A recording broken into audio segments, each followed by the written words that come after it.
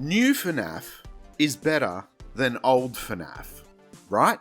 A quick look around any comment section will tell you that there are two schools of thought. There are those that believe in the nostalgia of FNAF 1, 2 and 3 and believe that they are the best games in the franchise. Then there's the other side of the argument, with Security Breach, Help Wanted, AR and VR games in the newer range. So which one is right? That there is one feature that I have picked up on in the most recent game Into the Pit that says to me, new FNAF is better than old FNAF. But before talking about Into the Pit, we have to dial back the years to FNAF 4. Five Nights at Freddy's has always been known for its audio cues. Even since FNAF 1, using your audio to work out where an animatronic is or what they're doing has been paramount to the entire series. But Scott took that to another level with FNAF 4. He said, here are your audio cues, you have to listen to them, or you're going to fail the night. The problem is FNAF 4 released with a few bugs and a few hiccups that meant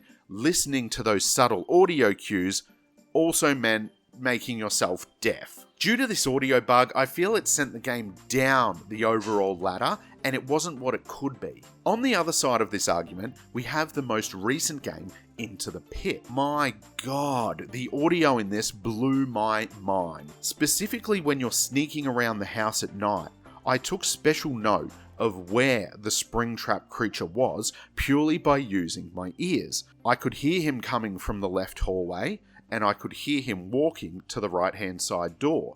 Knowing where he is at all times, simply by using audio, means you can get through this game with relative ease. And it makes it a much more engaging and immersive experience for anybody playing it. I really enjoyed it. But with such similarities and FNAF always focusing on audio, what makes me say that Into the Pit has outdone itself? Why is this game so much better than the others in the FNAF franchise? Well, I put that down to one thing: development teams. Or more specifically, number of developers working on a project. Scott Cawthon himself has gone on record of saying he was only originally planning FNAF to be 1, 2 and 3, a trilogy. By the time he got to FNAF 4, Sister Location and FNAF World, by his own admission, he rushed FNAF World and he doesn't believe that it is actually what he wanted it to be in the end. Now, a lot of us love FNAF World, but Scott has said it's not up to his standard, and if he had his time again, he would have delayed the release for about another 12 months. Tying this in with FNAF 4, which came soon after FNAF 1, 2 and 3,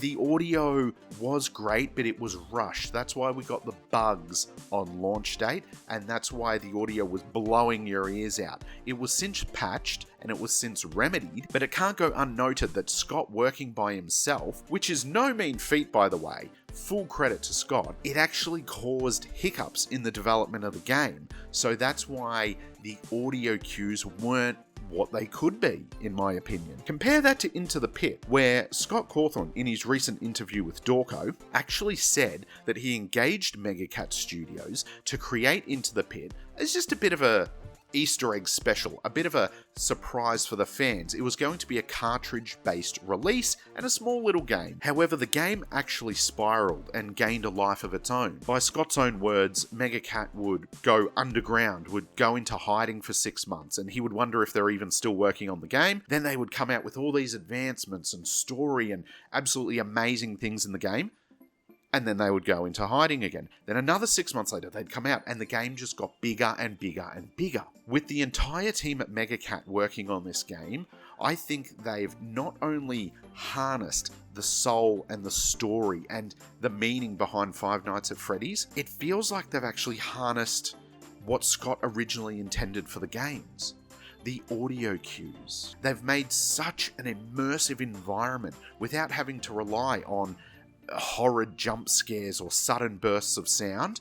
They've created a horror-specific immersive experience purely by creating an atmosphere through audio. You have to listen to these audio cues to work out where the enemy's coming from, and doing that in such a pixelated 2D world, the game was absolutely mind-blowing. I loved it, and I'm almost at a loss for words. And I don't think I'm alone, because a lot of people in my comment sections have been actually touting Into the Pit as the best FNAF game ever. Can you believe that? It's been like a week since Into the Pit was formally released, and it's already being touted the best FNAF game ever.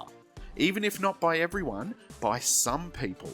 And that is a huge achievement. And we haven't even unlocked all the Easter eggs and all the secrets that this game has to offer. It's just going to keep giving and giving and giving. And if you want to see my reaction to the Into the Pit audios, click this video right here.